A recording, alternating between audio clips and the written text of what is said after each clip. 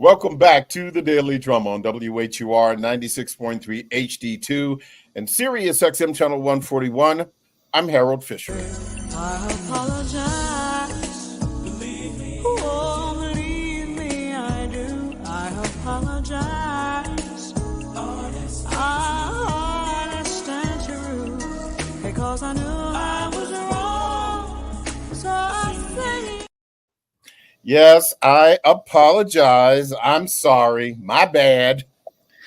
We've heard all of those expressions of regret for something that we've done wrong, but are we hearing them enough these days?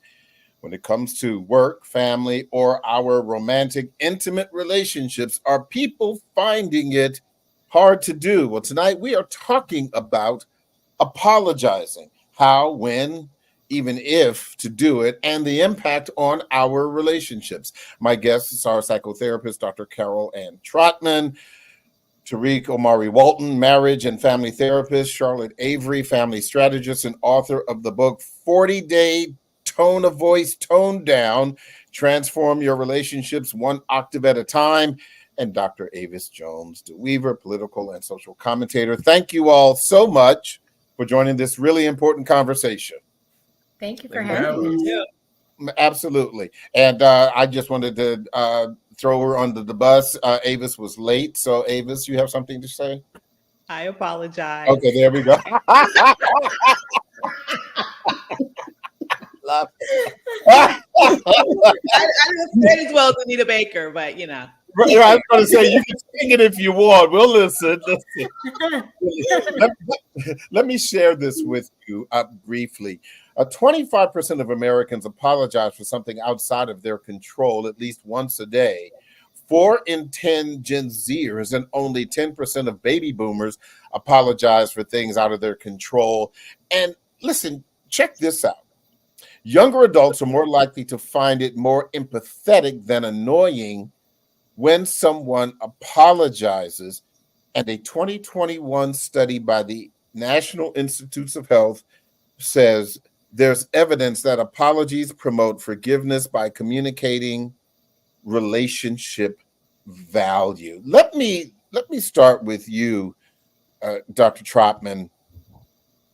What do you think is the value of apologizing? And do you think that people these days are less likely to do it?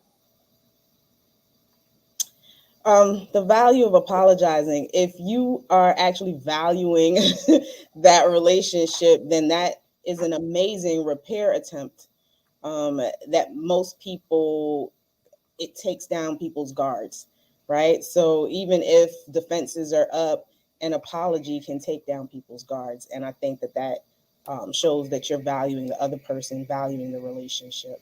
And are people more likely to do it? I think once they recognize or learn what that it'll help them get the outcome that they want, they do become a little bit more likely to do it. But initially, I have people that put up walls against apologizing. I don't really know what I'm apologizing. Oh.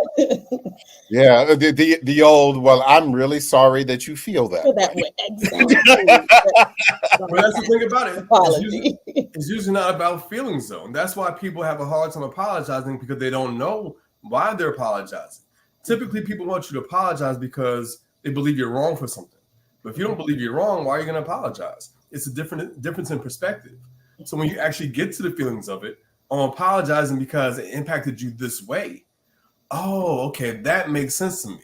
So it's not about having a different perspective. I really make an apology about the impact my behavior had on you. And so now it makes it easier for me to understand why I'm apologizing. But if you keep the feelings out of it, it's just about your perspective. We have different perspectives. There's no reason for me to apologize. I'm not wrong in this.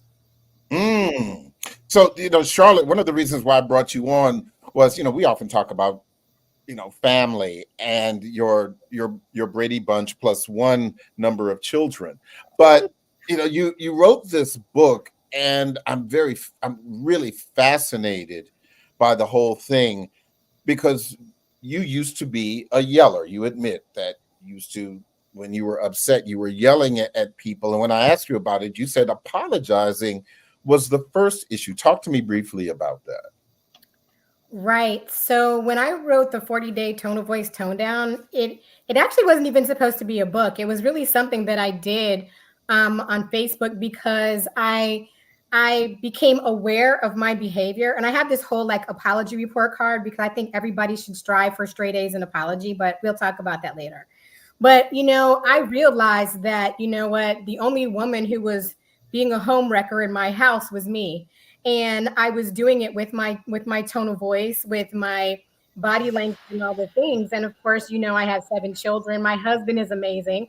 And one day I just came to myself, I just became very aware of the damage that my mouth was causing to my beautiful family. And I felt like I was a farce. I felt like I was living this lifestyle. I looked a certain way, but internally I was like, I was raging. I had all these different things going on, and it came out on my family. And so I decided one day that I was going to now out myself. And so on Facebook one day, I went and I said, you know what, for the next 40 days, I'm going to not yell at my husband and my children. And I only did it, to have accountability for me. But as soon as I wrote that, like so many people were like, oh my gosh, when are you going to do that? I want to do this with you. And I was like, I did not invite you on this journey. This is totally about me or whatever. But then people started inboxing me, Charlotte, I want to do this with you. And so that's actually how the 40-day tone of voice tone down came about. But I just went on this journey. And so what I did is before I started, I sat down with my family. I called everybody into our family room. And I said to them, I said, listen, I said, I realize that I have been doing a lot of damage with my mouth. And I told them, I said, I apologize. I am so sorry. And the fact that, the damage that I've caused, the hurt feelings that I've caused, the hurt relationships that I caused between me and my husband, between me and my children. And they were young when I did this, but I knew that I don't think that your children are too young for you to apologize to them. And so I just went on this journey, and I said to them, so the first thing that I did is I was aware of my behavior. The next thing I did is that I acknowledged my behavior, but not just to myself, but to them. Mm-hmm. Right. And then I apologized for it to them. But then I asked them, how did my behavior make you feel? Because it mattered to me. And I wanted to heal myself, but I also wanted to heal my relationships within my home. And so I asked them, and to hear my children, talk to me and say, mommy, it made me feel this way, or when you yell, it does that. I had to take it. Like I had to listen to their feelings and everything. But, I wanted to know. And so then I asked them, I asked them for forgiveness. But then the next thing I also did is I wanted to make amends. And I asked them. Before you get into that part, I wanted to make sure I brought Avis into this because Avis, from your position, entrepreneur, social political commentator, sometimes I'm sure you've had a chance to butt heads with people, mm-hmm. and certainly not intentionally, but from your perspective, is it difficult for you to apologize and have you had to think about it? What's been your personal experience with doing that? Mm-hmm. Yeah, I really have no problem with apologizing because I believe that it is an acknowledgement that we are human. Sometimes we make mistakes. It's not anything that is reflective of a personal deficiency. In fact, I think it's more of a personal deficiency to not be able to apologize. That tells me that maybe something is going on with you where you are either you do lack empathy, as has been mentioned previously, or you don't think you are ever wrong. Sometimes, interestingly, just in terms of my role as a political analyst, I see sometimes the non-apology as a political strategy. So, for example, if you take a look at Donald Trump and his whole ilk, they never admit wrongdoing for anything. They never apologize for anything. That is a political strategy. And so when we're talking about personal relationships, I would say that if you can't apologize for something, there needs to be some internal work that needs to go on there, because that to me says that you are elevating your feelings, your perspectives your sense of self over the other people in your lives who you may have harmed in some way, and that's just not good. Tariq, let me ask you specifically about men. Is it more difficult for men to apologize beyond the my bad? Okay. But and I'm not talking about, apologizing on the basketball court. I'm not, talking about apologizing when you bump into someone at the mall or the store. Then But what I'm are you talking about, Harold? What kind of apologies are you talking about? Yeah. Whatever do you What else is there? He's like, outside of that, I never do anything wrong. That's right. What do you mean? Yes. I'm sorry you feel that way, but do you think that there's a difference between how men look at apologies and women? No. So let me say this, and I kind of want to piggyback off of something that Dr. Avis was saying. One of the reasons why people have such a hard time apologizing is because of the sense of perfectionism a lot of people have, right? They can't be wrong. It challenges their self-image. And so for me to say that I'm wrong means that I did something wrong, and I don't do anything wrong. So whatever's bothering you is really your fault. So what am I apologizing for? And once you get into that kind of frame of mind, that sense of I'm protecting my self-image, you're always going to look at these interactions where people have different perspectives as a battle, right? So whether it's on a basketball court, or you're walking into somebody on the street, or you're dealing with a mate at home, every disagreement for people sometimes tends to be a fight. And so if I'm saying that I'm wrong, that means I'm losing. And that goes for men and women. If I have the perspective that I'm losing something, then I don't want to admit that. I don't want to ever feel like I'm losing. So to protect my self-image and my station in this relationship, I'm not going to apologize. So I think the thing that gets in the way of people apologizing more than anything is their sense of self-image and protecting that self-image. Interesting. So, Dr. Trotman, we often hear that forgiveness is for you, but as it relates to apologizing, if you are apologizing, who is that for? Is it for you, or is it for the person you're apologizing to? It's for the relationship. Yes. Yes. I agree. Right. 100%. So that's the entity at play here, right? So it's for the relationship. If you have the relationship and having a successful, healthy, happy relationship as your goal, then the apology is for that, to make sure that you're keeping that goal in mind and that intact, right? The relationship intact.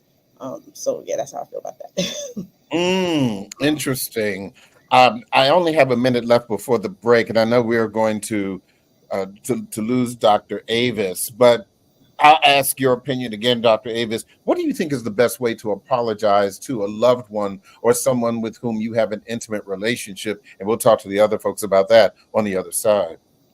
I think the first thing that you have to do is just acknowledge that you were wrong and vocalize it. I believe that just saying I'm sorry, oftentimes, depending upon the depth of the infraction, is not enough, right? You need to be able to articulate what you did wrong, and that you sincerely not only apologize for that action, but as was mentioned previously, that you are going to take steps to change the behavior, or you need to talk about it in more depth to figure out what is our next step forward. I do think minimizing it or saying, if you feel this way about what that is not an apology to me, right? So you have to acknowledge what you did wrong. You have to sincerely admit that was an infraction and do apologize it in the way that you feel most comfortable. And then at the end of that, I think you need to be able to articulate how you're going to change so that you won't continue making the same mistakes, because apologies that continue to be apologies over and over again for actions that don't change become less and less potent over time, as they should. Ooh, very good. Yes, ma'am. Ooh, she said a word right there. Yes. Wee. That was a good word. Amen. That was a word. Yes. Yes. The doors of the church are open. Listen, Dr. Avis, thank you so much. I appreciate you being on the program with us, and we'll be talking soon. Listen, everyone, we are going to take a break, but don't forget, You can hear this and every edition of the Daily Drum Insight segment via podcast on WHUR.com. The original Quiet Storm is next on WHUR. I'm Harold Fisher. This conversation continues on Sirius XM, channel 141 and 96.3 HD2 in just a few seconds. Welcome back to the Daily Drum on Sirius XM channel 141. I'm Harold Fisher. We continue our discussion about apologizing, how, when, and even if you should do it, as well as the impact on our relationships. We continue with psychotherapist Dr. Carol Ann Trotman, Tariq Omari Walton, marriage and family therapist, and Charlotte Avery, family strategist and author of the book 40-Day Tone of Voice, Tone Down, Transform Your Relationships One Octave at a Time. So before the break, when we were talking to Dr. Avis Jones DeWeaver, as I said, she definitely said a word. Charlotte, I'd love to hear your thoughts about this, where it's one thing to apologize, but then if the person who is apologizing is continuing to do the same thing over and over and apologizing again, at some point, maybe you need to do a double take about what's going on. So I don't know if I'm going to get this quote right, but I heard somebody say, if you continue to apologize about the same thing over and over and over again, that you're not really apologizing, that really turns into abuse. And so I really believe that, because I really believe that when you are in the business of truly mending your relationships and you love somebody, then once you apologize and you ask them what do they need to make for you to make amends with them, and they tell you, because here's the other thing, it's one thing to apologize, but you need to apologize the way somebody needs the apology, not the way you want. What do you mean? Not the way that you want to give it, right? So Gary Chapman wrote this book called The 5 Love Languages, and then he wrote another book called The 5 Languages of Apology. And some people, are well, when you apologize, they want you to follow up with a gift or something like that. Or when you apologize, there's something that they want you to do. It's not just, I want to apologize to you and now I'm giving you a cookie or I'm taking you to dinner. It's, because some people will just not apologize and think, well, because I gave you something, that was my way of apologizing. No, I want you to be able to, for me, when somebody apologizes to me, I want them to say, I'm sorry. I want them to say why they're sorry. And then I want them to know how it made me feel. And then I want to be able to say, even if they don't ask me, because I'm responsible for my feelings also. So I get to say, how I need what I need from them.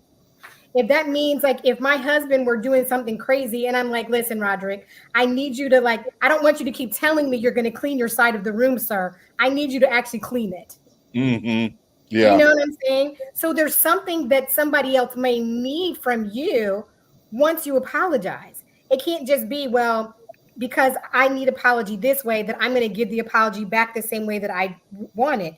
It's asking a person, what do you need? And if you love somebody and value that relationship, you're going to ask them. You're going to take ego and self out the way, and you're going to want to preserve the relationship and ask them what they need. That's if they value it, though. That's if they value your perspective and even you and your feelings, right? Because they don't value that, and there's no buy-in. There's going to be no reason for them to actually come with a sincere apology. That's why people apologize over and over again without actually following through on things, because they don't really value what the problem is or don't see it the same way. I agree with that. But when you love somebody, you don't have to value what I necessarily value. But if I say that you hurt me or that you offended me, it's not about how it made you feel. It's about how it made me feel. And if you can't value my feelings, then that's when we need to talk about the type of relationship that we will or will not decide to have. Yeah. And that's it right there. They have to be able to value you and how you feel, because a lot of people don't. And that's one of the reasons why I'm in business in the first place, because people don't really value how their mate is experiencing things or how they feel. Because what do you think about that, Dr. Trotman? So I do encounter that for sure. Right? And what I usually hear people say is, your feelings aren't facts. And so, yes, and so it's about really having them step into, okay, well, that might be true, but let's switch the tables a little bit. And this happened to you. And then all of a sudden the feelings become a little bit more relevant, even though they're not facts, right? To them, like whatever that means for them, but it becomes a little bit more relevant. Sometimes people have to just be in their own, like they have to step into it in order to really understand what the other person might be feeling in order to then value it, is how I'm usually experiencing people in the office. So, Dr. Sharman, let me ask you this, because as it relates to intimate romantic relationships, partners, marriages, etc., and we've seen this in pop culture, particularly with Black people, and more specifically with Black women, where I'm going to get in trouble for this, and that's okay. That Trouble. Yeah, go ahead. But this is the good trouble too. That sometimes Black women may be less likely to apologize, but instead their form of apology is, "Are you hungry? Are did you do you need your shirt ironed? Do you did you take your medicine?" Instead of speaking to the issue, there is an action of acquiescing. Does that work, you think, or does it depend on the relationship? So I think so the two things I want to reference, right? One is Dr. Avis had mentioned the ego and people being in their ego, right? Mm-hmm. And Tariq mentioned that people are trying to save face. And so when those two things kind of get in the way, it gets in the way of the goal of the relationship. So it's not going to work long term. It's not going to be sustainable. But also what I know culturally is that Tariq mentioned the perfectionism, right? So if you're stepping in and you're stepping out in the world with that label or with that expectation that the things that you have to do in life need to be 1,000% better than other people around you, it is really hard to take off that hat or that label when you're home, right? So I would say for both people, men and women, Black men and women in their relationships, they tend to experience like, I don't want to be seen as a bad person. And what you're trying to say when you're asking me for an apology is that I'm a bad person and that's not me. And it's really about separating intent versus impact. And your intent was never to really hurt that person. So let's put that out there. That's not really what you wanted to do. Sometimes it is. Sometimes people are feeling a little petty, right? They are that petty party family. Right? But most of the times that's not their intent. They're usually just trying to get their point across, right? And it ends up offending somebody. They're trying to get heard, be understood, but that may end up offending somebody. So that is the impact, and acknowledge the impact. So it's really about getting them to understand this is not about saying that you're a bad person or you were intentionally trying to do something harmful, but this is about the impact, and let's identify that. And, it goes back to also for some of those people, you have to have them be in that position to then identify, oh, okay, I understand that would impact me negatively. So I can understand now why it would impact you negatively. Can I address this from a parent point of view? Yeah. So one of the 7 most humbling people in my life for me are my children. And they humble me daily.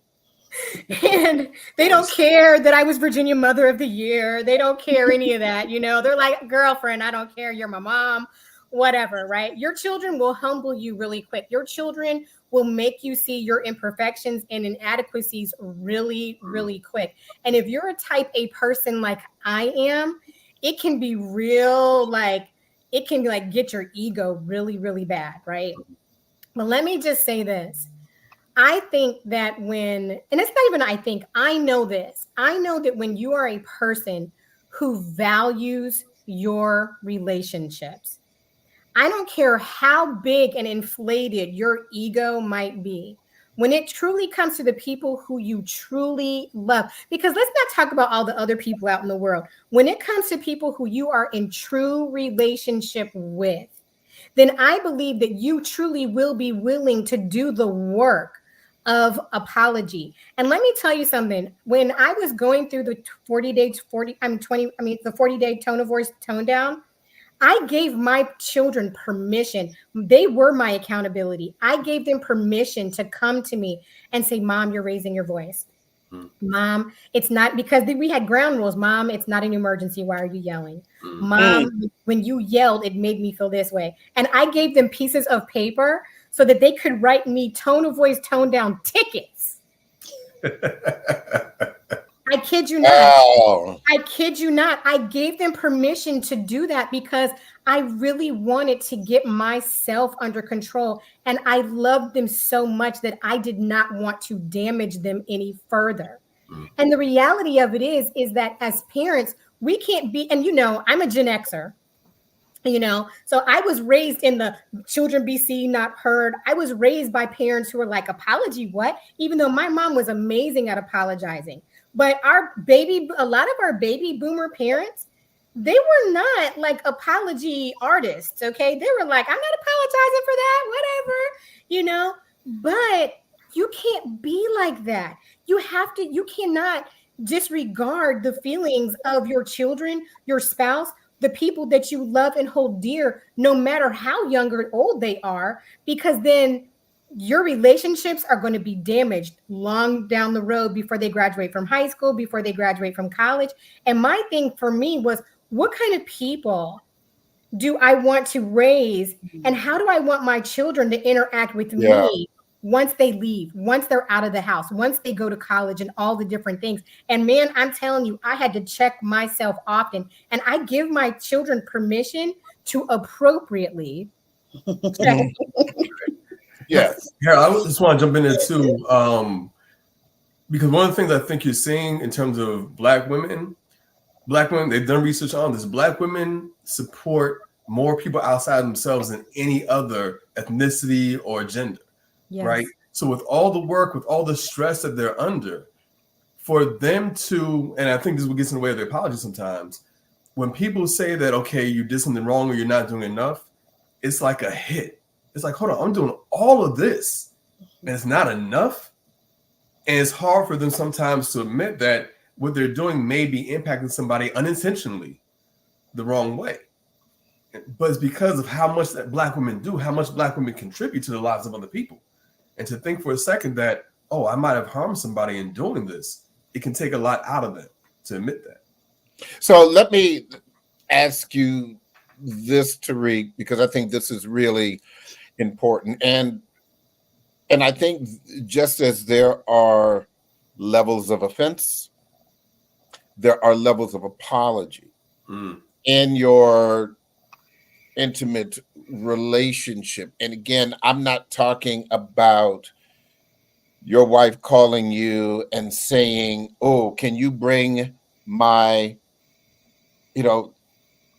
my favorite candy from the grocery store when you stop by this evening? And then you don't, and you can say, oh, babe, I'm sorry. I'm not talking about that.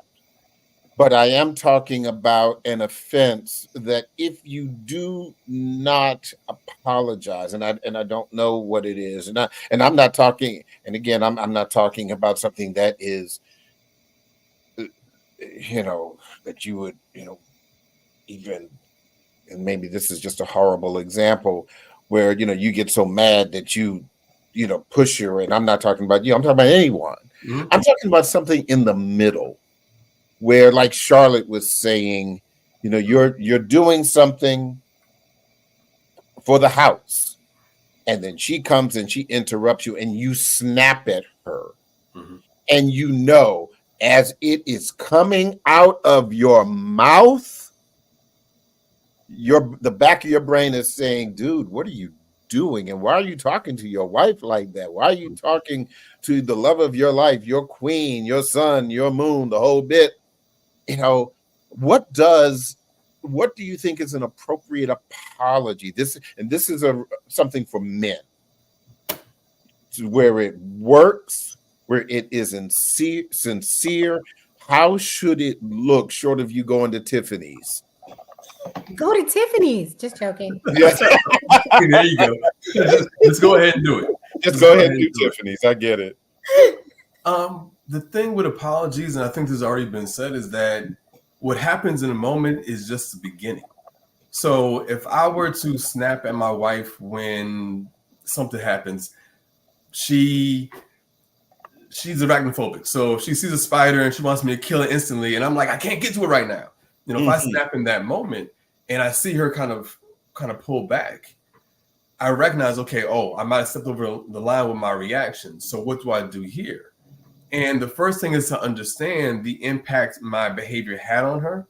So I need to understand from her how my snapping, my reaction impacted her, because now I need to understand what I'm apologizing for. And the point is, after I make the apology, I can say I'm sorry, but it's my behavior afterwards that matters. So that if there's a time where she does something that kind of pulls me out of the moment, to realize, okay, reacting on this level is not appropriate. Let me react in a way that's going to help the situation not do more harm. So it's not really about apologizing in the moment. That's important too. But how do you follow through on the changed behavior that's being asked of you? That's what everything else. Yeah. So Dr. Trotman, here, let's talk about the reverse of that. If you were on the receiving end of an apology with someone that you love and care about, what is your responsibility in receiving the apology, the forgiveness part? What does that look like for the person who is apologizing? Not for you, but do you have a responsibility in how you react to an apology when your significant other partner, for example, snaps at you? Yes, you do have a responsibility. I would say that the responsibility is to accept that person's bid, right? The Gottmans talk a lot about people putting out bids in their relationship in different ways. And that bid for a repair and reconnection is important. And once again, if your focus is on the relationship, then you accept that person's bid in terms of, I acknowledge that you're apologizing for that. I hear that maybe you were having a bad moment or in that moment. So just acknowledging, it's another acknowledgement of what they did. Now, you might still be upset, right? You might still be your feelings. That doesn't necessarily stop you from being in your feelings right away. But the exchange of, I'm going to acknowledge that you actually made an attempt to come to me and be apologetic and regretful for the impact, right? I'm going to acknowledge that you did that because that is something that I would like to see continue. That is an important part for me, right? And if I did something wrong, I wouldn't want you just dismissing me, right? If I came to you as an attempt to reconnect with you. So that's the dynamic that you would really be looking for, accepting the other person's bid. That doesn't necessarily stop you from being upset in the moment, but it is a layer to showing value for each other and for the relationship. Well, let me piggyback on that because, and first of all, I was thinking about the example that I used earlier, and I was fishing. I mean, even and let's be clear. You be fishing, Harold. You be fishing. Yeah. I've been doing this long enough with you. I know you be fishing, man. But it's okay. You love before. Yeah, because I'm thinking about you and the wonderful brother that you are, and I'm like, There you Tariq go. is so perfect, he doesn't need to. You're right about that. You're right about that. Oh my God. I still find a way. I still find a way. Thank you. And that's why I was saying, it was a horrible example where you get mad, you just push your wife away. No, we don't put Not the bodybuilder. He knows better. Right. That's I feel a smackdown coming. And Yeah. she's Jamaican too. So Oh. combination. So yeah, that was a horrible example. But to piggyback on this, Dr. Trotman, what if you're not ready to receive the apology? How should the apologizer react to it? I'm not ready to hear from you right now. I'm mad because you didn't bring my candy from the grocery store, okay, or whatever it happens to be. The person who wants to apologize, how do they address that when they're ready to apologize, but the person that they want to apologize to isn't ready for that? You asking me or you asking? Yes, ma'am. If the other person isn't, well, we train people on doing self-soothing, right? So being able to take a break, sometimes in between an incident, is actually perfectly okay. It's how you take the break, and it's acknowledging like, hey, that's not right now. I'm not going to be able to process what you're bringing to me, or what we're discussing. And so I just need a few minutes, or I need some time to calm down, and I can come back to this. So the person that is receiving the apology that might not be ready to receive the apology, hopefully will say something to that effect, like, hey, right now, I recognize this is what you're trying to do right now. I'm not in the space to hear what is being said. I need to calm down first. And the person that's giving the apology needs to respect that a little bit, because they actually want their apology received, right? But if the person that is receiving it needs to self-soothe, needs to calm down, needs to be in a space where they're not in fight, flight, freeze, needs to be in a rational state to accept the apology, then give them that space. You might want to ask, hey, are you in the space to be able to talk about that, right? Are you in the space to be able to talk about the incident right now? I would really like to apologize, but I want to make sure that you're in the space for that. Charlotte, I want to go back to the whole apologizing to children, and I think that's a really important thing. Your children, all of them have been, very active. They do sports and all of these activities. And I can only imagine that there are some times when you or your husband has not, for whatever reason, been able to attend the recital, the soccer game, the football game, the what have you, and you really want to be there, but things happen. How do you apologize to a child, let's say a pre-adolescent or something like that? What is appropriate? So I think, communication is really huge, right? And of course, in our family, teamwork makes the dream work. So usually when it comes to something like one of us not being able to be at an activity, it's always one of us is going to be present, number one. But it's also not springing that on them at the last minute. Like a lot of times, my children are always used to me being present and showing up. They're used to their dad being present and showing up too. However, his schedule is, different than my schedule or what have you. So when I usually take the brunt of not when I can't be present, like if I have to go on a business trip or something. So what I do, especially when I know my children who, are mommy children, I say to them in advance, like I communicate and prepare them far in advance. And I let them know, listen, mom has this to do. I have this appointment. It's on the calendar. You have a field trip that I'm not going to be able to go on. This is why. I don't have any problem explaining and telling them these types of things, right? And I let them know I really want to be there, but because of X, Y, and Z reason, I cannot be there. And so for me, I believe in communicating with my children and letting them know. And like I said, I'm not too big. First of all, I'm only 4'11", so I'm not too big when it comes to apologizing to my children or to anybody. But I do. Can I just go back to something that Dr. Trotman said? You know, there are sometimes people have the capacity for something to receive something, and sometimes they don't. And then there are some people who will begrudge a person the opportunity to apologize to them because of their own internal thing that they're going to, because it's like, well, I don't want to hear your apology.